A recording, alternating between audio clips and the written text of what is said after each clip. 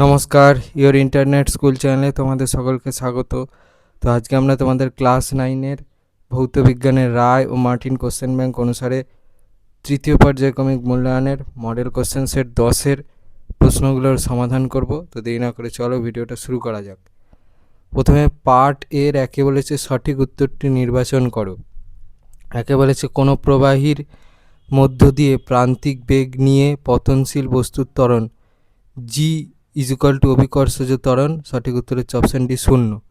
পরেরটা বলেছে প্রদত্ত কোনটি মৌলিক একক। সঠিক উত্তর হচ্ছে অপশান এ ঘন্টা। পরেরটা বলেছে গতিশীল কণার গড় বেগ তার তাৎক্ষণিক বেগের সমান হবে যদি কণাটি গতিশীল হয়। সঠিক উত্তর হচ্ছে অপশান সি সমবেগে। পরেরটা বলেছে দুটি বস্তুর ভরের অনুপাত 1:4 এবং বেগের অনুপাত 4:1 হলে গতিশক্তির অনুপাত হবে। সঠিক উত্তর হচ্ছে অপশান সি 4:1। এভাবে ওই অপশানটা হলো দেখে নাও।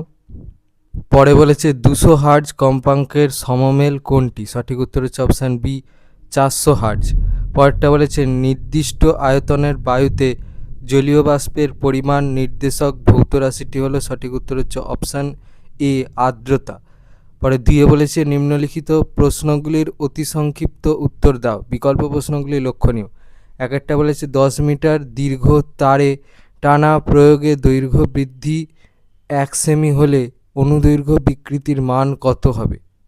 উত্তর। পরে দুয়ে বলেছে m(L²T⁻³ কোন ভৌত রাশির মাত্রীয় সংকেত। উত্তরটা হচ্ছে ক্ষমতা। পরে 3 বলেছে তুলা যন্ত্রের ওজন বাক্সে বাটখারাগুলির ভরের অনুপাত কত। উত্তরটা হচ্ছে 5:2:2:1। পরে 4 বলেছে সমমন্দনে গতিশীল বস্তুকণার বেগ সময় লেখচিত্র অঙ্কন করো। দেখো এই প্রশ্নের উত্তরটা তোমরা এই প্রশ্নের 2 প্রশ্নের সি এর থেকে পাবে নাও। পরে 5 বলেছে সত্য বা মিথ্যা লেখো। ক্রিয়া ও প্রতিক্রিয়া কখনোই একই বস্তুর ওপর প্রযুক্ত হতে পারে না, এটা হচ্ছে সত্য। পরে 5 অথবায় বলেছে বস্তুর কোন ধর্মের জন্য একটি ঘুরন্ত বৈদ্যুতিক পাখার সুইচ বন্ধ করে দিলেও পাখা আরও কিছুক্ষণ ঘোরে। দেখো উত্তরটা হচ্ছে গতিজাড্য। পরে 6 বলেছে বল ও বেগের গুণফলে যে ভৌত রাশি সৃষ্টি হয় তার সিজিএস পদ্ধতিতে একক কী। ও বেগের গুণফলে সৃষ্টি হচ্ছে ক্ষমতা, তা ক্ষমতার সিজিএস পদ্ধতিতে এককটা দেখে নাও। পরে 7 বলেছে অবাধে পতনশীল কোনো বস্তুর গতিপথের কোন বিন্দুতে যান্ত্রিক শক্তি সর্বোচ্চ। উত্তরটা হচ্ছে যে কোনো বিন্দুতে। পরে 7 অথবা বলেছে স্থিতিস্থাপকীয় স্থিতিশক্তির গতিশক্তিতে রূপান্তরের একটি উদাহরণ দাও। উত্তর এখান থেকে। পরে 8 বলেছে সম্পৃক্ত বাষ্প অসম্পৃক্ত বাষ্পের মধ্যে কোনটি তরলের সংস্পর্শে সাম্যাবস্থায় থাকে। তোর ওই প্রশ্নের উত্তরটা তোমরা এই 2 প্রশ্নের উত্তরটা থেকে পাবে। উত্তরটা হচ্ছে সম্পৃক্ত বাষ্প। পরে 9 বলেছে একটি গ্লাসে 4 ডিগ্রি সেলসিয়াস এর জল কানায় কানায় পূর্ণ। জলের উষ্ণতা কমালে বা বাড়ালে ওই জল উপচে পড়বে কি। উত্তরটা হচ্ছে হ্যাঁ। কেন তার ব্যাখ্যাটা দেখা। তার কারণটা হচ্ছে জলের ব্যতিক্রান্ত প্রসারণের জন্যে। 9 অথবা বলেছে শূন্যস্থান পূরণ করো। শীত প্রধান দেশে সামুদ্রিক প্রাণীদের জীবন ধারণের জন্য জলের ড্যাশ ধর্ম দায়ী। উত্তরটা হচ্ছে ব্যতিক্রান্ত প্রসারণ। পরে 10 বলেছে সুরযুক্ত শব্দের কোন বৈশিষ্ট্যটি এর কম্পাঙ্কের উপর নির্ভরশীল। উত্তরটা হচ্ছে তীক্ষ্ণতা। পরে 11 বলেছে ময়লা জামাকাপড় পরিষ্কার করতে কোন ধরনের শব্দ তরঙ্গ ব্যবহার করা হয়। দেখো উত্তর। পরে 11 অথবা বলেছে কোনো সরল দোলক 20 বার পূর্ণ দোলন সম্পন্ন করতে 40 সেকেন্ড সময় নিলে এর কম্পাঙ্ক কত। উত্তর এই প্রশ্নের উত্তরটা লিখতে হবে। কম্পাঙ্ক বের করার জন্য প্রয়োজনীয় সূত্র তোমরা এখান থেকে পাবে, দেখে নাও। এবারে 3 বলেছে নিম্নলিখিত প্রশ্নগুলির উত্তর দাও। বিকল্প প্রশ্নগুলি লক্ষণীয়। একটা বলেছে বার্নৌলির নীতিটি লেখো। উত্তর এখান থেকে। পরে 3 অথবা বলেছে আর্কিমিডিসের সূত্রটি লেখো। ওই প্রশ্নের উত্তরটা তোমরা এই প্রশ্নের একের প্রশ্নের উত্তরটা থেকে পাবে। আর্কিমিডিসের নীতিটাই হচ্ছে সূত্র, দেখে নাও। পরে 3-2 বলেছে পীড়ন ও বিকৃতির মধ্যে কোনটি বেশি মৌলিক ও কেন। ওই প্রশ্নের উত্তরটা তোমরা এই প্রশ্নের একের প্রশ্নের উত্তরটা থেকে পাবে, দেখে নাও। পরে 3-3 বলেছে মাপনী চোঙ ও সাধারণ তুলাযন্ত্রের সাহায্যে কিভাবে অসম আকৃতির একটি কঠিন বস্তুর ঘনত্ব নির্ণয় করবে বুঝিয়ে লেখো। প্রশ্নের উত্তরটার জন্য তোমাদের এই প্রশ্নের একের প্রশ্নের উত্তরটা লিখতে হবে, দেখে নাও এখান থেকে।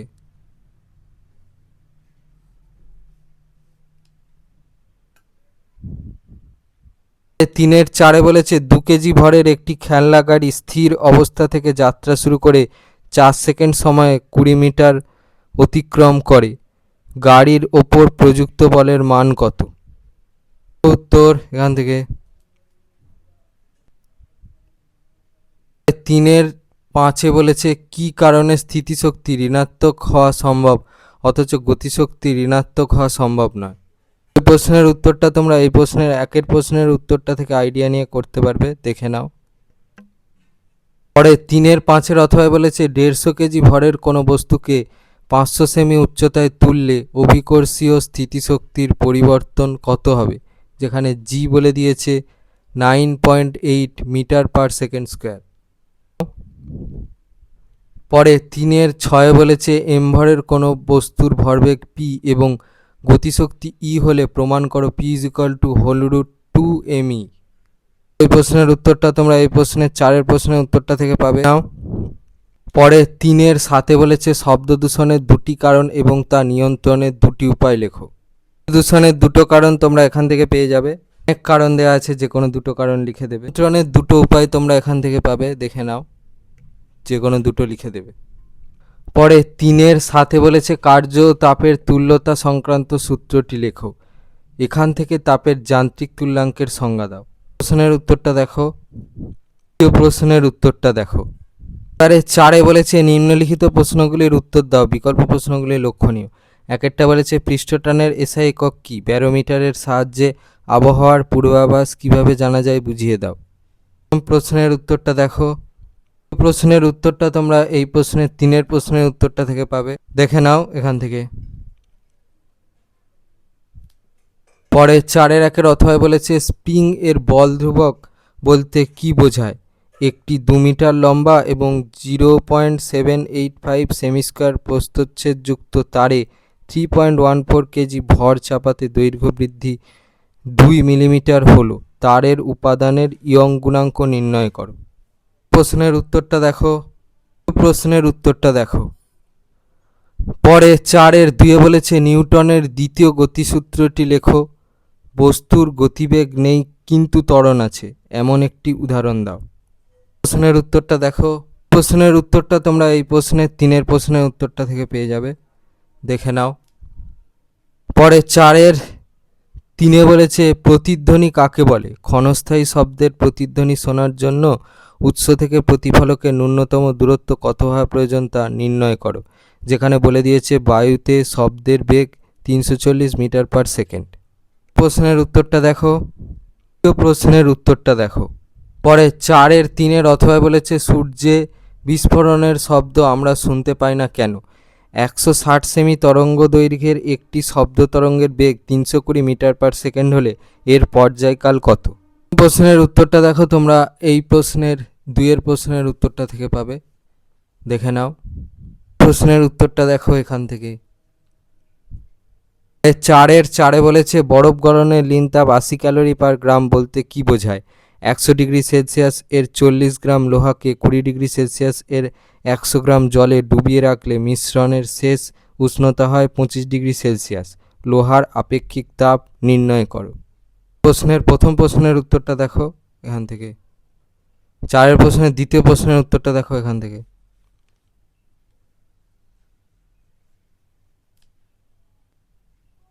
পার্ট বি একে বলেছে সঠিক উত্তরটি নির্বাচন করো।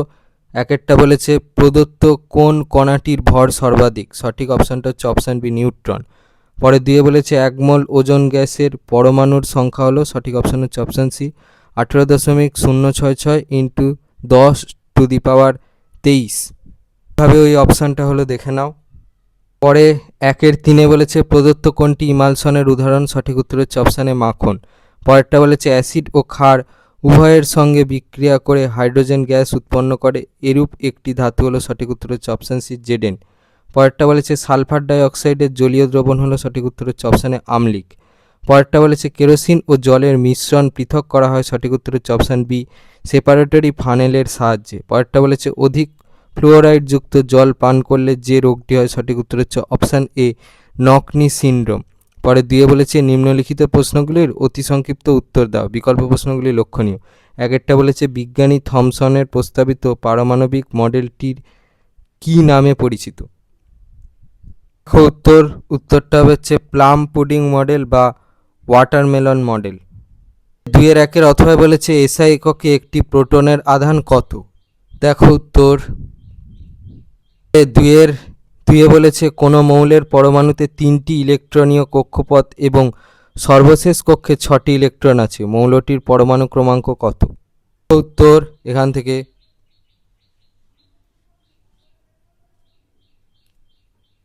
3 বলেছে গ্রাম আণবিক ভর বলতে কি বোঝায়? উত্তর এখান থেকে।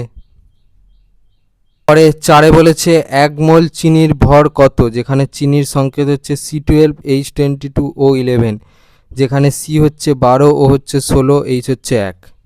উত্তর এখান থেকে। পরে 5 বলেছে উষ্ণতা বাড়ালে তরলের গ্যাসের দ্রাব্যতার কিরূপ পরিবর্তন হয়? উত্তর। পরে 6 বলেছে 10% W/V NaCl এর জলীয় দ্রবণ বলতে কি বোঝায়? দেখো উত্তর এখান থেকে। পরে 7 বলেছে তীব্র ক্ষার ও মৃদু অ্যাসিডের টাইট্রেশনে প্রশমনক্ষণ নির্ণয়ে ব্যবহৃত হয় এরূপ একটি নির্দেশকের নাম লেখো। প্রশ্নের উত্তরটা তোমরা এই প্রশ্নের 2 প্রশ্নের উত্তরটা থেকে পাবে। উত্তরটা হচ্ছে ফেনপথ্যালিন। পরে 7 অথবা বলেছে প্রশমন ক্রিয়া বলতে কি বোঝায়? দেখো উত্তর এখান থেকে। পরে 8 বলেছে শূন্যস্থান পূরণ করো, আম্লিক দ্রবণের পিএইচ এর মান 7 থেকে ড্যাশ। উত্তরটা হচ্ছে কম। পরে 9 বলেছে সত্য বা মিথ্যা লেখো, অ্যাজিওট্রপিক মিশ্রণকে আংশিক পাতনের সাহায্যে পৃথক করা যায়, এটা হচ্ছে মিথ্যা।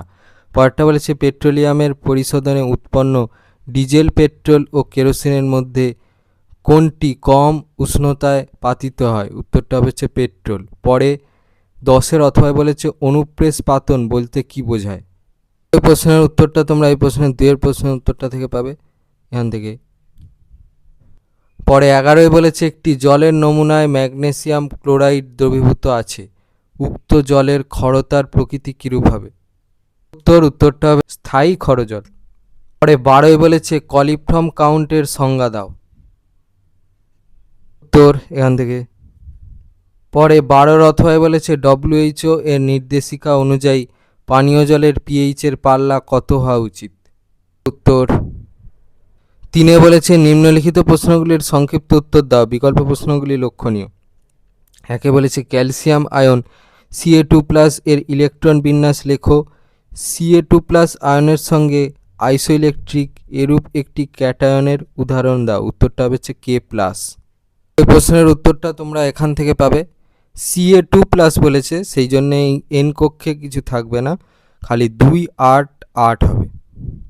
তখন ইলেকট্রন সংখ্যা হবে হচ্ছে 18, পারমাণবিক সংখ্যাও হবে হচ্ছে 18। পরে 3-1 অথবা বলেছে আইসোটোন কাকে বলে, উদাহরণ সহযোগে লেখো। উত্তর এখান থেকে। পরে 3-2 বলেছে এসটিপিতে সংগৃহীত 5.6 লিটার কার্বন ডাইঅক্সাইড গ্যাসের মোল সংখ্যা ও ইলেকট্রন সংখ্যা নির্ণয় করো। উত্তর এখান থেকে।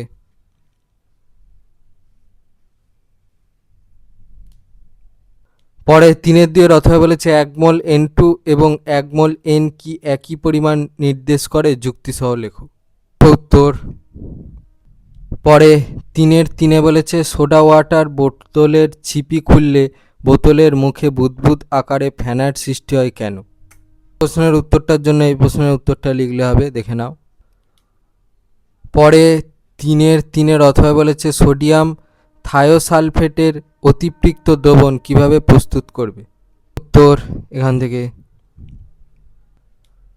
পরে বলেছে 4 অম্লবৃষ্টির ফলে মার্বেল পাথর নির্মিত স্মৃতিসৌধগুলির কিভাবে ক্ষতিসাধন হয় বিক্রিয়া সহ লেখো। ওই প্রশ্নের উত্তরটার জন্য তোমাদের এই 4 পয়েন্টের পুরোটা লিখতে হবে, দেখে নাও। পরে 3-5 বলেছে সাধারণ পাতন ও আংশিক পাতনের মধ্যে দুটি পার্থক্য লেখো। প্রশ্নের উত্তরটা তোমরা এই প্রশ্নের উত্তরটা থেকে লিখবে। এবার এখানে অনেক বিষয়ের উপর ভিত্তি করে পার্থক্যটা দেওয়া আছে, যেহেতু দুটো লিখতে বলেছে এখান থেকে তোমাদের নিজেদের মন পছন্দ মতো যে কোনো দুটো বিষয়ের উপর ভিত্তি করে তোমরা লিখে দেবে উত্তরটা। আমি সবগুলোই দেখিয়ে দিলাম। পরে 6 বলেছে ডিটারজেন্ট কিভাবে জল দূষণ ঘটায়। উত্তর এখান থেকে। পরে 3-6 অথবা বলেছে আর্সেনিক মুক্ত পানীয় জল প্রস্তুতির দুটি উপায় লেখো। দেখো ওই প্রশ্নের উত্তরটা তোমরা এখান থেকে পেয়ে যাবে। এখানে 5টা উপায় দেওয়া আছে, এখান থেকে নিজেদের মন পছন্দ মতো যে কোনো দুটো উপায় লিখে দেবে। আমি সবগুলোই দেখিয়ে দিলাম।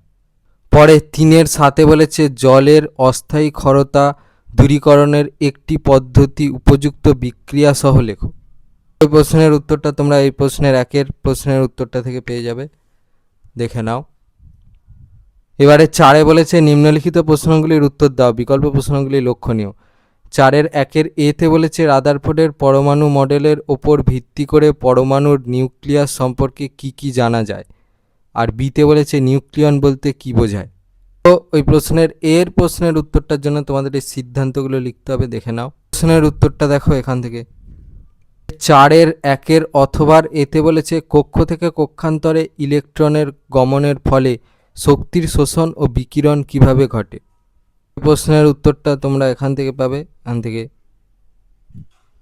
ওই বিতে বলে অক্সিজেনের একটি আইসোটোপের ভর সংখ্যা 17। আইসোটোপটিতে কতগুলি নিউট্রন আছে? উত্তরটা হবে হচ্ছে 9টা। 17 থেকে 8 বাদ দেবে, পেয়ে যাবে। পরে 4-2 এতে বলেছে 111 গ্রাম ক্যালসিয়াম ক্লোরাইডে Ca2+ এবং Cl- আয়নের সংখ্যা নির্ণয় করো। এখানে Ca বলেছে 40 আর ক্লোরিন বলেছে 35.5। উত্তর এখান থেকে। পরে 4-2 বিতে বলেছে SI এককে মোলের সংজ্ঞা দাও। প্রশ্নের উত্তরটা তোমরা এই প্রশ্নের 2 প্রশ্নের উত্তরটা থেকে পাবে, নাও। পরে 4-3 এতে বলেছে 80 ডিগ্রি সেলসিয়াস উষ্ণতায় 75 গ্রাম জলে এক দ্রাবের 45 গ্রাম দ্রবীভূত আছে। দ্রবণটিকে শীতল করে 20 ডিগ্রি সেলসিয়াস উষ্ণতায় আনলে কি পরিমাণ দ্রবণ থেকে কেলাস আকারে পৃথক হবে। যেখানে বলে দিয়েছে 20 ডিগ্রি সেলসিয়াস উষ্ণতায় উক্ত দ্রাবটির দ্রাব্যতা হলো 40। উত্তর এখান থেকে।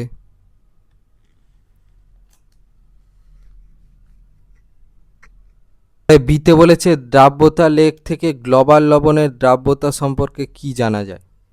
উত্তর এই 3 নম্বর পয়েন্টটা পুরোটা লিখতে হবে, দেখে নাও।